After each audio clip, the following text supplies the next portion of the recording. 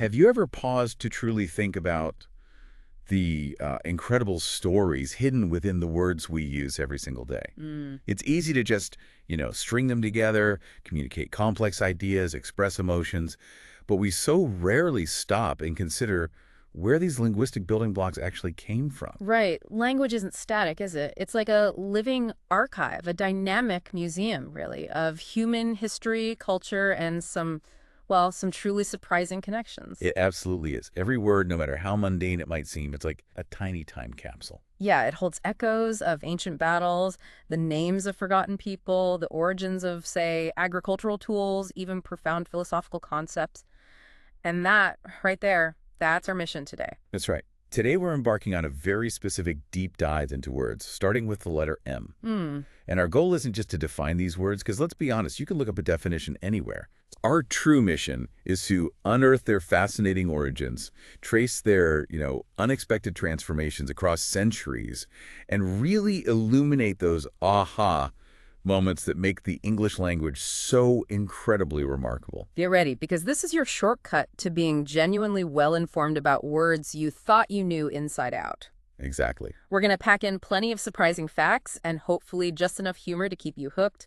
We'll show you how seemingly simple words carry layers of history, from the literal touch of a human hand to abstract notions of control, or from a dusty ancient storehouse to the glossy periodical sitting on your coffee table. Let's dive in. Okay, let's unpack this with our first big theme.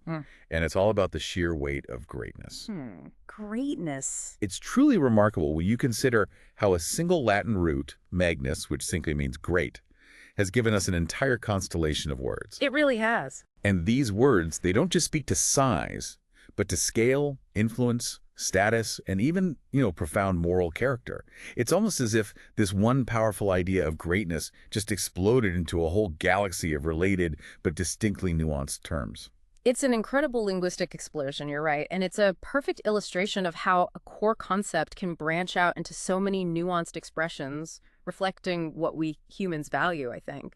Take magnanimous, for instance. This word, which graced English in the mid-16th century, it comes directly from the Latin magnanimus. Right. And that literally translates to great soul or great spirit. Great soul, wow. Yeah. Its earliest uses meant very generous or noble-minded. When you think about it, having a truly great spirit naturally leads to the idea of generosity and nobility of character, doesn't it? It does. It suggests an inner bigness, the largeness of heart that transcends pettiness. So it's not merely about giving a lot of money or, material things, but about the spirit, the fundamental character behind that giving. It's a beautiful and quite insightful distinction. It speaks to an internal quality. Precisely. Then we have magnate. This emerged a bit earlier in the late Middle English period. Okay. It's rooted in the late Latin magnus, simply meaning great man. A great man. Today, when we use it, we're describing a wealthy and influential person, almost always within a specific industry. You often hear about a sugar magnate or an oil magnate. Right, like a captain of industry. Exactly. Someone whose influence is so vast and pervasive, it's practically inseparable from their industry. It truly captures that idea of a great man who has come to dominate and shape an entire sector. It's not just about wealth, it's the immense power that comes with it. That immediately conjures images of those towering industrialists from history, figures who build empires, and magnificent. That one feels a bit more straightforward, almost like a direct translation of great or grand. It does, and it largely is. Magnificent came into English in the late Middle English period via Old French, ultimately from Latin magnificent, Okay. which implies making great or serving to magnify. Its early sense was indeed about grandeur, splendor, being splendidly impressive. Right. It's the word we naturally attach to historical figures like Suleiman the Magnificent. Ah, yes. His reign was characterized by immense power, lavish displays, architectural wonders. It's about being made great, or having a great impressive display that demands respect. Which leads us right to magnify. Now, most of us immediately think of a magnifying glass, seeing things made larger visually. But I suspect that's not where its story began, is it? You're absolutely right to question that first association. The word magnify, also from late Middle English, had a much broader, even, spiritual scope initially. Spiritual. Yes. Early senses included showing honor to God or exalting. A beautiful example is in Luke 1.46, "My soul doth magnify the Lord." where it means to glorify or proclaim the greatness of. It also broadly meant to make greater in size or importance, like in Job 20.6, though he be magnified up to the heaven. I see. It wasn't until the mid-17th century that the very specific sense of making larger by means of a lens emerged, which, revolutionized our understanding of the microscopic world. Right. So you have this wonderful duality showing reverence and physically increasing size or importance. That's an astonishing shift from spiritual exaltation to, well, scientific observation with a literal lens and magnitude. That one always feels very scientific or astronomical in common usage today. It's true that its most common use today is in that precise context, but magnitude also has fascinating older roots. Okay. Derived from Latin magnitudo, greatness, in late Middle English, and early, now rather rare, meaning was greatness of character or moral stature. Oh, interesting. Think of Thomas Hardy, who, in Far From the Madding Crowd, spoke of the moral and social magnitude of the man. This highlights a subjective assessment of a person's worth or influence. Then, in the late 16th century, it truly entered the astronomical realm, referring to the classifying stars by brilliancy. Ah, the star magnitude scale. Exactly. This led to phrases like, of the first magnitude, meaning most brilliant or most important. From there, it transitioned into figurative use for anything of supreme importance, like a commercial city of the first magnitude. Right. It's a wonderful journey, from a subjective measure of character to an objective, measurable scale that we apply to everything from stars to earthquakes. It's almost as if we started categorizing the universe the same way we categorized people. Mhm. So what about major and maximum? These feel like the most direct descendants of great. They are indeed direct linguistic relatives, representing different degrees of greatness. Major is a direct use of the Latin comparative of magnus, literally meaning greater. Greater. Okay. Its evolution is quite interesting. In the mid-16th century, it was first used to indicate the senior of two people, maybe like Brown Major, referring to an older sibling or student. Right, like in old school stories. Precisely. By the 1950s, particularly in U.S. English, it gained a colloquial sense of serious or excessive, as in that's a major problem, or major sucking up.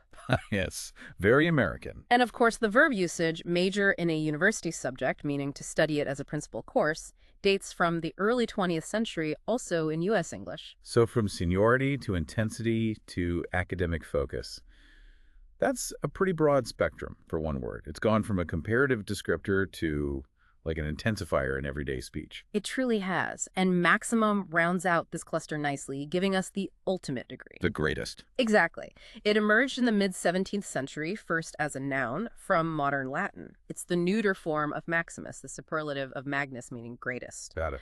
It then transitioned into adjective use in the early 19th century. So you can see how Magnus truly gave us a full spectrum of greatness, from a generous spirit to the absolute ultimate degree of something. It's pretty amazing to notice how a single concept, greatness, branches out into so many nuanced ways of describing size, status, impact. What does this tell us about what humans value? I think it suggests a fundamental human tendency. We're constantly evaluating, ranking, classifying everything around us, whether it's the size of a star, the influence of a person, the scope of a problem. We simply need words to capture every shade of bigness. Yeah. This isn't just linguistic drift. It reflects our constant human struggle to define power, worth, and scale across every aspect of existence. That's a profound observation. It shows a fundamental human tendency not just to categorize and quantify, but to understand hierarchy and distinguish between levels of importance, from the spiritual to the material, even to the trivial. Our language provides the precision tools to do just that. It really does. Now, let's shift gears slightly. From the abstract concept of greatness to something far more tangible, something we use constantly and often take for granted, the human hand. Ah, the hand. Yeah, Man. manus in Latin. It's truly remarkable how many words in English relate to the human hand. From physical manipulation to abstract control, the hand has profoundly shaped our lexicon. Definitely. It's a testament to the hand's enduring role as our primary tool, our instrument of interaction with the world. That's a fantastic idea for a theme because when you think about it, almost everything we do involves our hands in some way, literally or figuratively. Let's start with something quite literal, something that restrains the hand. Manacle. Manacle. Dating from Middle English, it comes from the Old French manacle, which meant handcuff. Handcuff. It's actually a diminutive of manus, hand, Yeah. implying a small hand restraint. Okay. But what's really interesting is its figurative use, which emerged in the early 17th century. It refers to a bond or restraint that isn't physical. Right. Shakespeare, in Cymbeline, uses it beautifully with Manacle of Love. A manacle of love. That's quite a poetic image for something derived from handcuffs. Isn't it? So it's not just a physical chain, but also an emotional or intellectual one, a powerful metaphor for being bound. And then there's manage. That feels intrinsically linked to control, guiding something with your hands, perhaps. It is, very much so. Manage, from the mid-16th century, comes from the Italian managere, Ah, Italian. which is also directly based on Latin manish for hand. Yeah. Its early sense was quite specific, to put a horse through the paces of the manege. Like horse training. Exactly, training in an enclosed arena. This literally involved the handler using their hands, reins, body to guide and control the horse's movements. Okay. From this literal handling, the notions of supervising and controlling quickly broadened. Managing financial affairs or managing a team. Right, makes sense. By the mid-18th century, it evolved to mean coping and staying in control despite difficulties, as in, I don't know how I'll ever manage. Ah, the usage. And in medical context, from the mid-19th century, it means carefully control a disease or patient care, like managing chronic pain. You can see the clear progression from literal physical handling to increasingly complex, abstract forms of control over situations or even health. That's a brilliant progression, yeah. From a horse's reins to a medical chart. The word truly captures that sense of hands-on direction. So what about mandate? That's about authority or a command, but how does the hand come into it? Mandate, from the early 16th century, comes from Latin mandatum, meaning something commanded. Commanded. And here's the key. Its base elements are manus and dare, to give. So a mandate is essentially a command or authority given by hand, implying a direct bestowal or transmission of power. Ah. Think of a ruler literally handing down an order or an instrument of authority. That directness of transfer by hand is central to its origin. Fascinating. A command given literally by hand. That really grounds the word in a very human act of transference. And maneuver. I can definitely see the hand-in-hand work there. Indeed. Maneuver, emerging in the mid-18th century, came from French and ultimately from the medieval Latin manu operare. Manus in opera. Right. Hand and to work. Its early sense was tactical movement in military and nautical contexts, the physical hands-on work of moving troops or ships, executing strategic plans through deliberate actions. Right. The modern idiom room for maneuver, meaning scope for action or negotiation, clearly connects that physical action of the hand to strategic movement and flexibility in abstract situations. Yeah, it's about deftly handling a situation. Exactly. And for a word like manual, the connection to hand seems so direct. Is it as straightforward as it appears? It is remarkably straightforward, which is often refreshingly so in etymology, right? Ah, true. As an adjective, manual, late Middle English, comes directly from Latin manualis, meaning held in the hand or performed by hand. Okay. As a noun referring to a handbook or guide, it comes from Anglo-Norman French. So whether it's something done by hand, like manual labor, or a book held in the hand for guidance, the link is direct and unambiguous. Now, manufacturer's work gets really interesting because when we hear it, we almost exclusively think of factories, machines, mass production. Yeah. Not hands. No, definitely not. It seems to contradict its own origin. And that's precisely the delicious irony. That makes manufacture such a great example of linguistic evolution. Right. When it first appeared in the mid-16th century, it literally meant something made by hand. Made by hand. It's perfectly formed by the Latin manufactum, made by hand. Wow. However, by the early 17th century, with the dawn of early industrial processes, its meaning dramatically shifted to the making of articles on a large scale using machinery. A complete reversal, almost. It really is. This isn't just a fun fact. It's a linguistic fossil of the Industrial Revolution, perfectly encapsulating humanity's radical shift from individual craft to large-scale automated production. It's a word that fundamentally changed its meaning to reflect a technological revolution. That's a powerful example of language adapting to new realities. Yeah, almost against its own etymological roots. What about manure? How does that humble word for fertilizer fit in with the hand? Manure is subtly but deeply connected through the concept of working the land. Ah, working the land. Its first recorded use in late Middle English was actually as a verb, meaning to cultivate land by hand or to work a field. As a verb first. Interesting. Yeah, it comes from Anglo-Norman French manœuvre, or Old French maneuver, which ties it to the concept of working by hand on the land. The noun sense, referring to fertilizer, followed in the mid-16th century as it was the substance used to work the land more effectively. Okay. It shares a common root with maneuver through that idea of working by hand. So whether it's tilling a field or training a horse, it all connects back to active physical engagement, the hands-on aspect of work. And manuscript is another obvious one, I imagine. Indeed. Manuscript from the late 16th century literally means something written by hand. Handwritten. Right. It comes from medieval Latin manuscriptus, combining manu, by hand, and scriptus, the past participle of scribere, to write. Simple enough. Before the printing press, all books and documents were manuscripts, a direct product of manual labor, often by scribes in monasteries, a very clear, direct link to the hand. Okay, and manicure. I suspect that's also pretty straightforward. It is. Manicure, adopted from French in the late 19th century, literally combines Latin manus and cura care. Hand care. Makes sense. Quite simply, care for the hand, as in shaping and polishing fingernails. And manner. That one feels a bit more abstract. How does a way of doing something connect to the hand? Manner, from Middle English, comes from Old French manier, which is based on Latin manuarius, meaning of the hand. Of the hand. This connection is perhaps less intuitive than some others, but it ties to the handling or shaping of something, the way an action is performed. Oh, I see. It branched semantically into several meanings. Kind or sort, as in what manner of man is he, mode of behavior, like after the manner of young animals, and the way in which something is performed and is in a forthright manner. So it's about the way something is done, as if handled or crafted with a particular skill or style. That's a great way to think about it, the way something is done, like the unique way a craftsman uses their hands. Finally, manipulate. This one feels like it's taken a darker turn in modern usage. It certainly has. Manipulate, from the early 19th century, is a back formation from the noun manipulation, Okay. which comes from Latin manipulus, meaning handful. Initially, it likely referred to physical handling, like manipulating instruments or ingredients. Right, physical handling.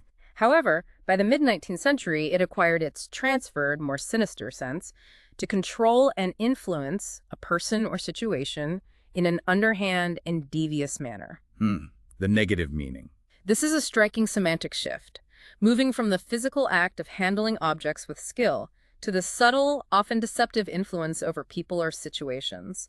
It implies a kind of skilled, often hidden, hand at work, pulling strings unseen. Wow. So think about how deeply the human hand, our primary tool for interacting with the world and shaping our environment, is ingrained in concepts of control, creation, and even deception. From literally shackling someone to subtly controlling them through influence, the hand is ever present in our language. It makes you look at your own hands a little differently, doesn't it? Knowing how much linguistic history and how many profound human concepts they hold. It's a powerful reminder, yeah. How our most basic physical interactions and the very shape of our bodies continue to inform our abstract thinking and the very words we choose to describe complex human actions and intentions. Absolutely. Now let's explore some words that have taken the most unexpected turns, morphing their meanings over centuries, or, well, whose origins are just plain wild. Ah, the fun one. These are the linguistic curiosities that really make you stop and say, wait, what just happened there? This section is always fascinating as it truly highlights the incredibly dynamic and often unpredictable nature of language. Let's start with magazine. This is a standout example because of its remarkable duality. Duality. How so? How one root spawned two such different offspring. It came into English in the late 16th century from French magazine via Italian, from the Arabic maxin or mexin, Arabic. Oh, meaning storehouse. The term originally meant store, literally a place where things were kept, a repository. so a building for storage. That makes perfect sense for a storehouse. But how do we get from a physical building to a glossy periodical you might read on your coffee table? That's quite a leap. That's the first incredible shift.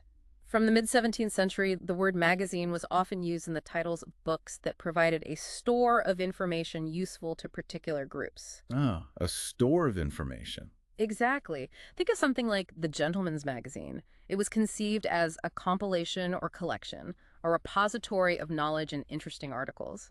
This concept, store of information, then gave rise to its primary current sense, periodical publication, by the mid-18th century. I see. It's a publication that stores articles, stories, images for its readers, delivered periodically. Okay, that connection is logical, a store of information. But you mentioned a duality. There's another completely different path this word took. Here's where it gets really interesting and unexpected. Simultaneously to its evolution into a literary periodical. The original meaning of store also specialized in a completely different, quite literal direction. It came to mean a store for arms. For weapons. Yes, a place where military supplies, ammunition, weapons were kept. This then gave rise, also in the mid-18th century, to the sense of a chamber for holding a supply of cartridges in a firearm. No way. Yes way. So the same root meaning storage led to both a highbrow literary publication and a crucial component of a gun. So the same root meaning store led to both a literary periodical and a part of a gun. That is truly wild. The same conceptual foundation, but wildly divergent applications based on what was being stored. It's an astonishing linguistic divergence. It tells us something profound about the human need to categorize and store information, collect and disseminate knowledge. Right. But it also tells us about the parallel and equally important human need to categorize and store objects of power or danger, often for protection or conflict. The underlying concept is storage, but the application diverged dramatically based on these fundamental human activities. That's amazing. Now let's talk about mace. I think most people today think of the irritating spray used for self-defense. Right, pepper spray or mace. But it has much older, more formal meanings, doesn't it? It does, stretching back centuries. Mace, from Middle English, comes from the Old French mace, meaning large hammer or club. A weapon. A heavy weapon. It probably has a connection with the rare classical Latin word matiola, which was an agricultural implement, a kind of mallet. So originally, a mace was a brute force weapon, a heavy bludgeoning tool. Okay. However, the use of the word to describe a staff of office in the form of an ornamental club also dates from Middle English, running in parallel. A staff of office. Yeah. Like the one you see in Parliament. Exactly. In several legislatures, like the House of Commons, the mace is viewed as a significant symbol of authority lying on the table before the speaker. Ah, right. It's a fascinating transformation. How did a brute weapon, a large hammer, transform into a symbol of dignified governance and parliamentary order? Yeah. It truly speaks to a shift in power, I think. From raw physical force to symbolic authority and the rule of law within a structured society. The object's form remains similar, but its function and symbolic weight completely flipped. From a medieval weapon to a legislative symbol, that's quite a journey. What about macabre? That word always conjures up something grim, ghastly, or gruesome. It certainly does. Macabre, from the late 19th century, is an adoption of the French macabre, which comes from Danse Macabre. The Dance of Death? Exactly, Dance of Death. What's fascinating here is its possible ultimate source, Maccabee, referring to a Maccabee. The Maccabees. Yeah. From the Bible. Potentially. The connection would then be to a miracle play from the 14th century depicting the slaughter of the Maccabees, followers of Judas Maccabeus, a Jewish leader who led a revolt against Antiochus V, Epiphanes, around 167 BC. Wow. He's the hero of two books in the Apocrypha. The Dance of Death itself was a popular medieval allegorical motif representing the universality of death, often depicting death personified leading people from all walks of life in a dance. So, a word meaning grim or repulsive potentially has a biblical link to a play about a historical massacre. That's truly an unexpected and rather dark origin. It's a surprising and rather grim biblical and medieval artistic link for a word meaning grim, repulsive, gruesome. It shows how deeply cultural and religious narratives, even quite violent ones, can embed themselves into our everyday vocabulary. And speaking of names that shaped words, maudlin is one of my favorites. It means self-pityingly sentimental, but its origin is a very specific proper name, Mary Magdalene. That's right. Maudlin, from late Middle English, was originally a noun referring directly to Mary Magdalene. Just the name. Yeah, it comes from Old French Madeleine, from ecclesiastical Latin Magdalena. The adjective sense, self-pityingly sentimental or tearfully emotional, developed directly from allusions to popular artistic depictions of Mary Magdalene. The paintings. Exactly. These paintings often showed her weeping profusely, penitently, sometimes with hair disheveled, expressing deep sorrow. So a very specific visual representation of a historical and religious figure weeping shaped a very specific emotional adjective that we still use today. Yeah, it's incredible. It's an incredibly direct and poignant linguistic evolution, showing how art and cultural iconography can directly influence our vocabulary. That's a perfect example of how cultural references, even very specific visual ones, become so deeply ingrained in our language. Now, for a word that covers a lot of ground, mad. We use it to mean insane, angry, even enthusiastic. How did it come to mean so many things? Mad, from Old English jamade, maddened, has a Germanic origin. Old English. Insane was probably its earliest sense. Interestingly, Old English also had wed related to wood in the sense of wild or frenzied, which was common for insane but became rare by the 16th century. So mad took over. It did. Mad then took over as the popular term for insane. It also largely replaced wroth and other synonyms in Middle English to express the sense of feeling anger. Mad as in angry. Right. The phrase like mad emerged from the mid-17th century, originally meaning like a mad person, but it gradually weakened to simply mean very much or intensely, like working like mad. Yeah, we use that all the time. Poetically, Spenser used madding in the late 16th century to mean becoming mad or acting wildly. And Gray's famous line, "Far from the madding crowd's ignoble strife," in his 1751 elegy, used madding in the sense frenzied or disturbing. Which Thomas Hardy picked up for his novel title. Exactly, popularized by Hardy's 1874 novel. More recently, modern compounds like mad scientist date from the 1940s, popularized by horror stories. Ah, the classic trope. And mad cow disease became a popular, chilling phrase for BSE in the late 1980s. So mad is a single word that covers mental state, emotion, intensity, and even medical conditions. Its versatility truly reflects deeply human experiences, from anger to pure craziness, from intense effort to societal fears. It's a remarkable linguistic chameleon. It's incredibly adaptable, capturing a broad spectrum of human states with surprising efficiency. It really demonstrates how a word can grow new branches of meaning while still retaining a core sense of uncontrolled or intense energy. Next, mall. When I hear that word, I instantly picture a huge indoor shopping center, filled with stores and people. But I know it has a very different, much more genteel past, doesn't it? It certainly does. A journey from recreation to retail. Ah, Mall, from the mid-17th century, is probably a shortening of Pall Mall. Pall Mall, the game. Yes, a game popular in the 16th and 17th centuries, a bit like croquet, where a boxwood ball was driven with a mallet through an iron ring down a large, often tree-lined alley. Pall Mall in London, for instance, was on the site of such an alley. Okay. The use of the word mall to mean a sheltered walk or promenade derived from the Mall, a famous tree-bordered walk in St. James's Park in London, which was also a former Pall Mall alley. Ah, the mall in London. Right. It became a fashionable place for leisurely strolling and socializing. So from a game to a leisurely public stroll, a place to see and be seen, and then the massive leap to a shopping precinct. That's the most recent and dramatic evolution. The prime current sense, shopping precinct, dates only from the 1960s, largely originating in the United States with the rise of suburban shopping complexes. The 60s, that recent. Relatively speaking, yes. So it's a fascinating journey from a recreational game to a fashionable public promenade to a commercial temple. What does it say about public spaces and how they evolve based on human activity, leisure, and ultimately consumerism? Yeah, it's a complete transformation of purpose, reflecting changing urban landscapes. Definitely. That's an incredible story. From a game to a leisurely walk to a vast consumer hub. Now here's one that's a classic linguistic trap. Miniature. It seems so obvious that it must relate to mini or minimum, given its meaning of smallness. Right, it sounds like it should. But that's not the case, is it? You're absolutely right. This is a crucial point and a common misconception. Miniature actually has no etymological connection whatsoever with mini or minimum. None at all. None.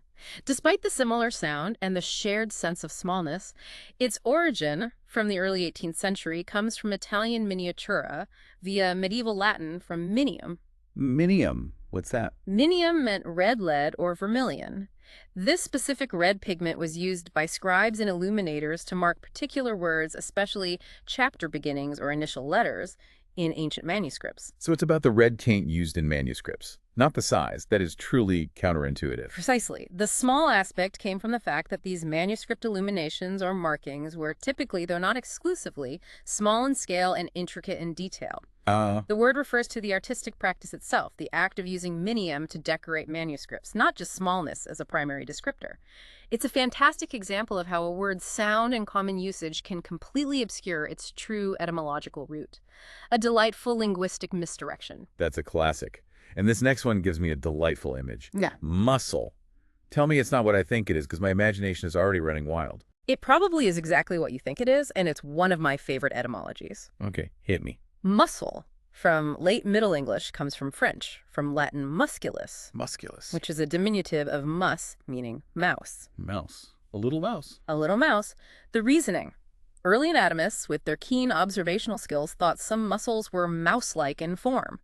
Perhaps because of their shape and the way they appeared to, well, scurry or ripple under the skin when contracted. A little mouse moving under your skin. That's a truly delightful image and a testament to the observational, often poetic skills of early anatomists. What a charming way to name such a fundamental body part. It certainly makes you think differently about your biceps. It's a wonderful little anecdote, isn't it? Brings to life the imaginative and often literal process behind word creation in earlier times. Speaking of things that move, or rather burrow, let's talk about molas in a spy.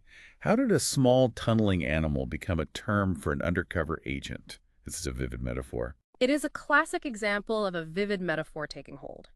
The word mole for the small burrowing mammal is from a Germanic base, appearing in late Middle English. Okay. Its evolution into a penetration agent, working within an organization, someone who burrows deep undercover before disclosing confidential information or sabotaging from within, became particularly prominent in the 1970s. The Cold War era. Exactly, largely due to its use in Cold War espionage ratings, notably by authors like John le Carré, who really brought the term into the popular lexicon. So the imagery of the animal burrowing unseen, quietly infiltrating, working from beneath the surface, was perfectly applied to a covert operative. It's a very evocative and, somewhat chilling metaphor. It speaks to the human capacity for metaphorical language, using the physical world to describe complex human actions and roles, particularly those that are hidden or clandestine. Suggests a patient, unseen, and often destructive form of infiltration. And for our last surprising shift in this section, we have mummy. This word is especially interesting because it actually refers to two completely distinct things that just happen to sound exactly the same. Yes. It's a true linguistic homonym puzzle. That's a great observation, and it highlights how tricky yet fascinating language can be. There are indeed two distinct words for mummy, perfect examples of homonyms with entirely separate lineages. Okay, so what's the first one? First, there's mummy as a child's affectionate term for mother. Right, like in Britain. Yes. This usage dates from the late 18th century and is perhaps an alteration of the earlier word mammy, which itself is a variant of mama. It's simply a colloquial, intimate term for a parent. So a sweet familial term born out of childhood affection. Yeah. And the other mummy, the ancient Egyptian kind, wrapped in bandages. That's the second, much older mummy. This word, from late Middle English, first denoted a substance taken from embalmed bodies. A substance. Yes, and bizarrely, it was once used in medicines, believed to have curative properties. It came from French momie, from medieval Latin mumia, and ultimately from the Arabic mimia for embalmed body. Perhaps even from the Persian mim, meaning wax or bitumen, used in embalming. Okay. The sense of a dead body preserved by embalming came into more general use in the early 17th century. So one mummy is a loving term for a parent, and the other is an embalmed corpse, whose powdered remains were once consumed as a medicinal cure. Basically, yes. Two entirely different worlds connected only by sound. That's a fantastic demonstration of how language can throw us curveballs and link unrelated concepts. It really highlights how words can evolve independently or merge in form through sheer phonetic coincidence, creating these linguistic puzzles. It certainly keeps us on our toes as we unravel their complex stories. This is truly eye-opening. Now let's turn our attention to the legacy of names. Sometimes a word's story isn't just about evolving meaning or abstract roots, but about a specific person, a place, or a significant event that etched its name directly and permanently into our vocabulary. Eponyms and toponyms. These are words that carry a unique biographical or geographical fingerprint. And these are some of the most satisfying discoveries because they put a very clear face or location to a word's origin, making it incredibly concrete. Let's start with a few prominent namesakes, beginning with the Macintosh. The classic waterproof raincoat, always called a Mac. Exactly. The Macintosh, for a waterproof garment appearing in the mid-19th century, was directly named after Charles Macintosh. Charles Macintosh. Scottish inventor, 1766-1843. He famously patented the waterproof cloth made of 2 layers of fabric bonded together by a solution of India rubber dissolved in naphtha. The common abbreviation MAC is found from the early 20th century. A direct and well-deserved tribute to the inventor. Simple as that. Pretty much. And magenta. That's a vibrant color, but I recall it's tied to a historical event, not just a random naming. It is, and it's quite poignant. The vivid color magenta owes its name to Magenta, a town in northern Italy. Right, the battle. It was the site of a significant and particularly bloody battle in 1859, a key engagement in the Second Italian War of Independence. The synthetic fuchsine dye, which produced this brilliant, blood-like crimson-purple hue, was discovered shortly after the battle and was named in its honor. Wow, so the vivid color is forever linked to a moment of historical conflict and immense bloodshed. It is. Quite powerful, really. And marathon is another famous one, the long-distance race. Everyone knows it comes from Greece, but there's a historical detail about the messenger run that's often missed or misremembered. Indeed. The word marathon comes from Marathon, Greece, the site of the famous Athenian victory over the Persians in 490 BC. Okay. The modern Olympic race, typically 42.195 kilometers, is based on the tradition that a messenger ran from Marathon to Athens with the news of victory. Pheidippides. That's the legend. However, the original, much older account by Herodotus actually tells of Pheidippides running an astonishing 150 miles from Athens to Sparta before the battle, seeking help. Before the battle, Right. not after. According to Herodotus, yes. Not the more commonly cited post-battle run to Athens.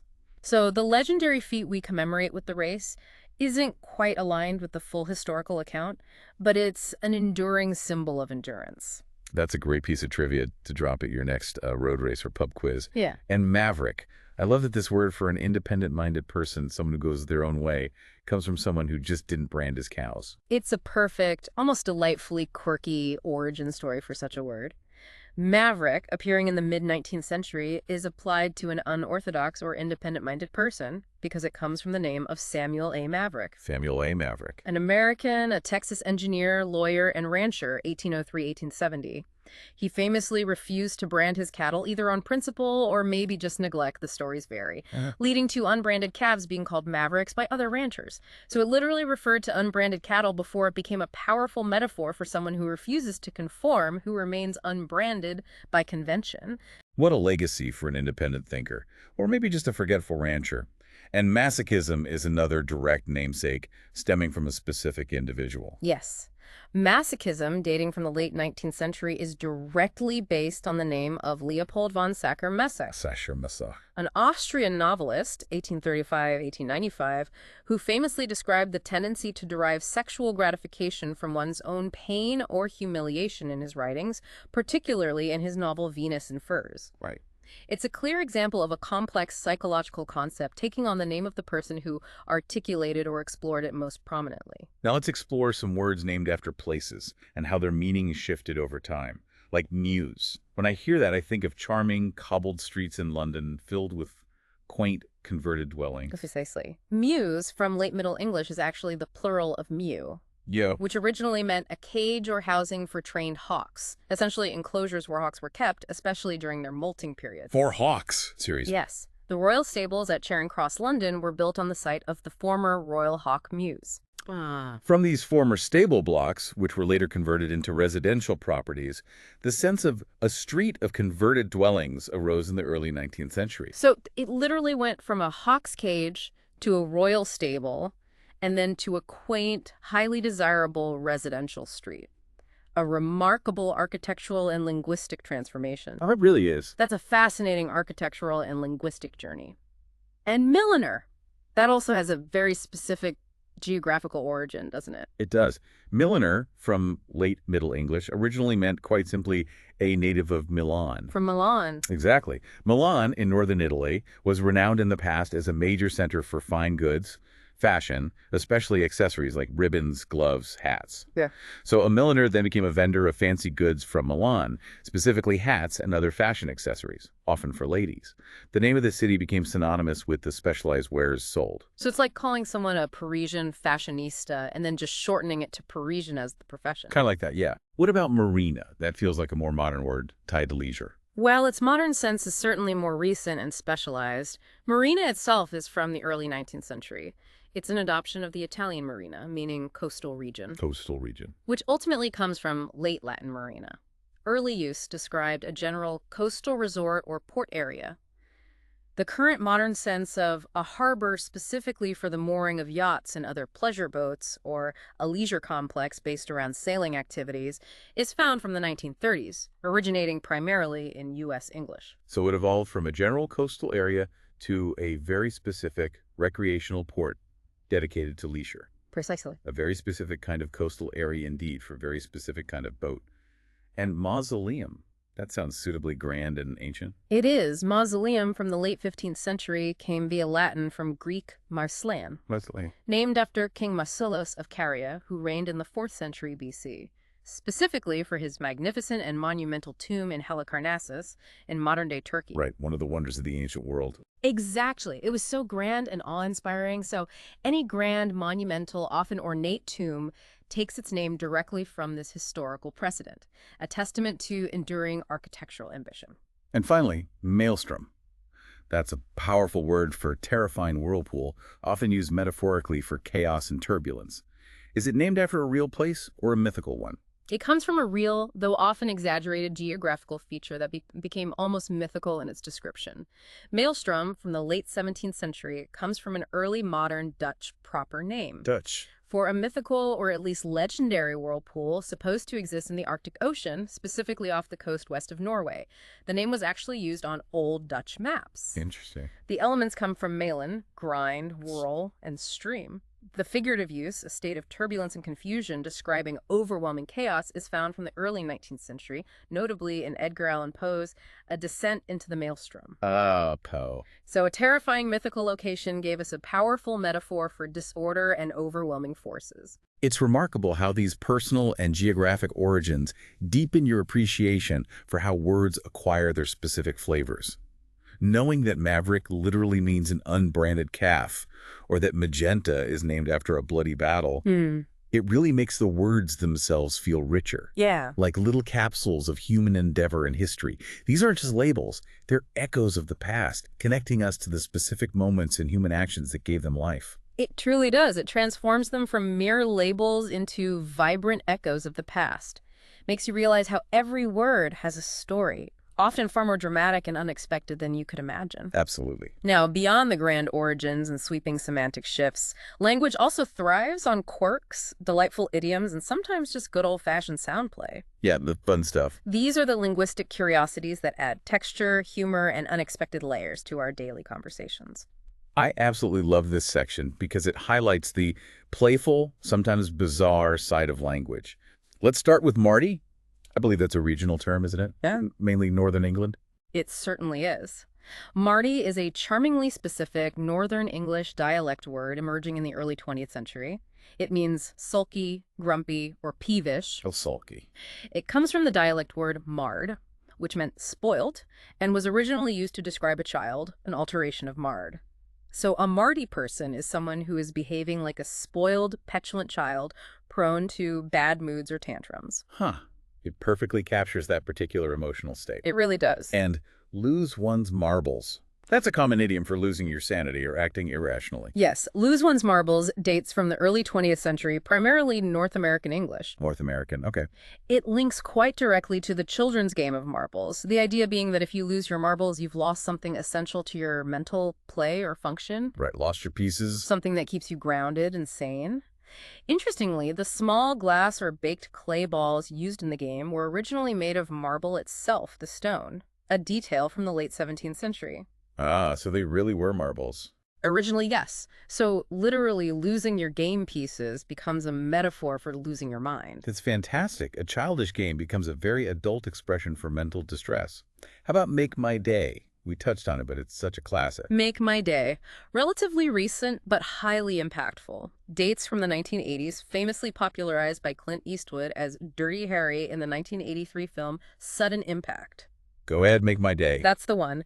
A classic example of popular culture, specifically a movie line, embedding itself instantly and permanently into common speech. It quickly came to mean, give me an excuse to do what I want to do. A truly cinematic idiom that has transcended its origin. And with might and main. That sounds ancient, almost biblical. It is indeed quite ancient. With might and main comes from Old English magen, Magen. meaning physical force or strength, reinforced by Old Norse. This phrase emphasizes the full exertion of one's power and strength, a complete commitment of effort. Okay. What's also fascinating is a humorous, almost forgotten usage from Charles Dickens. Turn on the main for begin to weep copiously? Weep copiously. Yes. In the Pickwick Papers, he wrote, "Blessed if I don't think he's got a main in his head as is always turned on." Uh-huh. This plays on the idea of a main water supply or a main pipe, connecting a literal outpouring to emotional tears.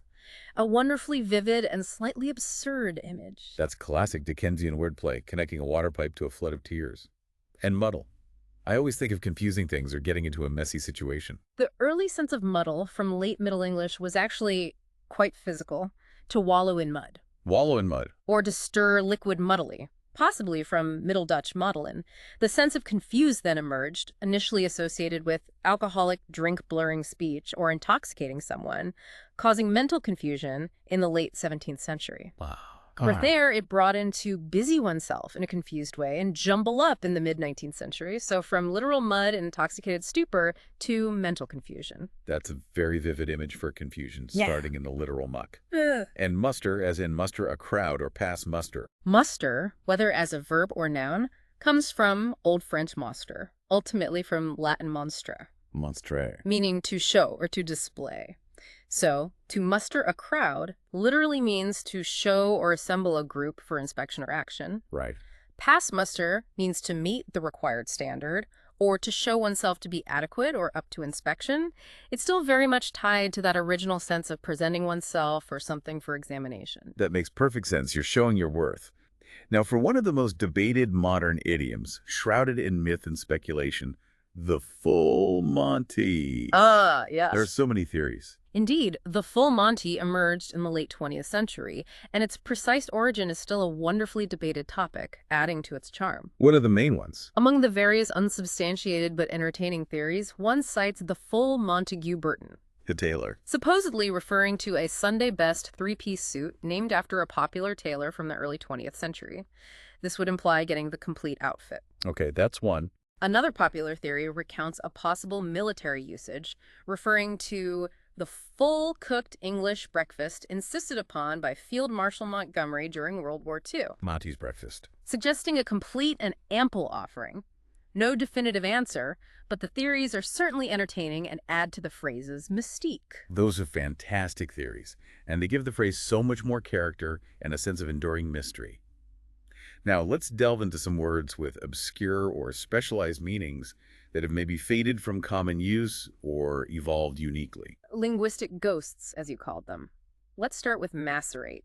While it still means soften food by soaking. Right, like fruit and brandy. Exactly. Its early use from the mid-16th century, now archaic, also meant to cause a person or oneself to grow thinner or waste away, usually by fasting or mortification of the flesh. Wow, it's dark. Often with religious connotations, that darker, self-punishing sense has largely disappeared from modern usage, leaving only the culinary one. That's a stark difference from preparing food to self-mortification. What about medley? We think of a musical compilation, a mix of songs. Medley, from Middle English, comes from Old French medley, a variant of melee. Melee, like a fight. Exactly, a confused fight or struggle. While it now primarily refers to a mixture, especially a musical one, its early uses conveyed a sense of something intermixed and entwined in quite different, often chaotic contexts. Such as? It referred to hand-to-hand combat or a fierce battle, literally a mix of fighting. It also referred to cloth made of variegated wool, a mix of colors and fibers. So a medley could be a chaotic fight, a colorful fabric, or a musical composition all about a combination of distinct elements. Precisely. A truly diverse journey for one word. And meridian. We use it primarily in geography and astronomy today, but it comes from noon. Yes, meridian from late Middle English comes from Old French meridian, from Latin meridianum, meaning noon, combining medius, middle, and dies. Its use in astronomy comes from the precise moment that the sun crosses a celestial meridian at noon, reaching its highest point in the sky. Okay. So the concept of a dividing line in time became a dividing line on the globe, an imaginary circle of longitude passing through both poles, marking the middle of the day. That's a logical, elegant evolution, connecting time to space. How about metal? That sounds like a quality of a character, like resilience or spirit. It is, and its origin is particularly fascinating. Metal is actually a specialized spelling of metal. Really? It's the same word. Essentially, yes. It emerged in the mid-16th century and was increasingly used for figurative senses, specifically to describe strength of character. During the 17th century, it became particularly associated with vigor and spiritedness, initially when referring to horses. A horse with good metal. Right, spirited and strong, eventually applied to people. Although used before that interchangeably with metal, it became a truly separate word by the mid-18th century. Metal for the material, metal for inner strength. Like Sir Walter Scott's.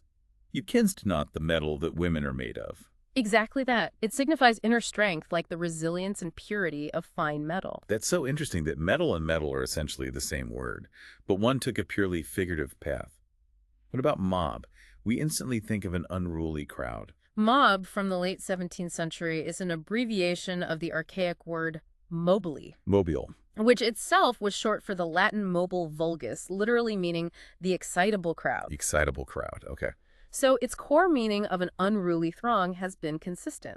However, earlier, in the mid to late 17th century, mob was first used in the shocking sense of prostitute. A prostitute. Particularly a female prostitute.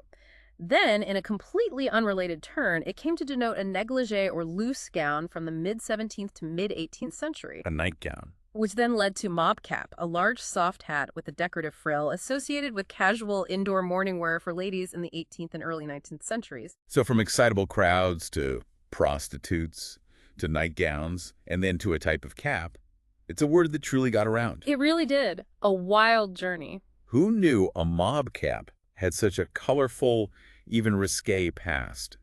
And moot.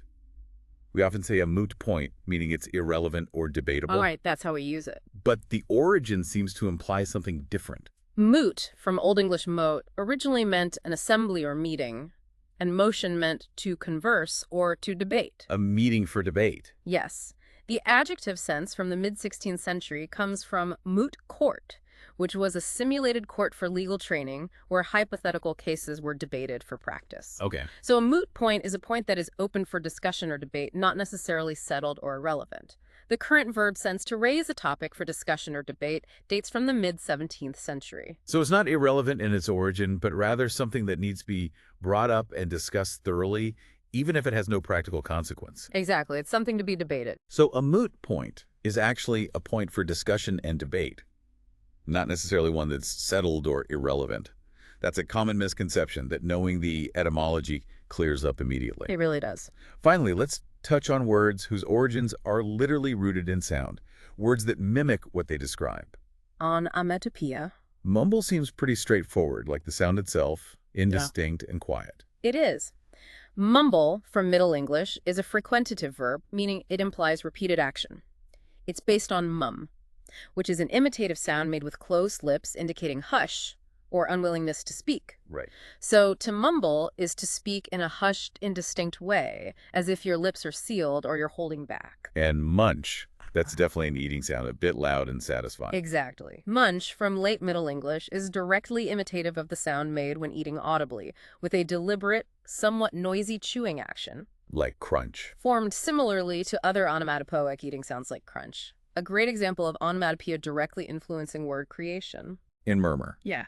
That also sounds exactly like the soft, low, continuous sound it describes. It is. Murmur, from late Middle English, comes from Old French murmur, from Latin murmurer.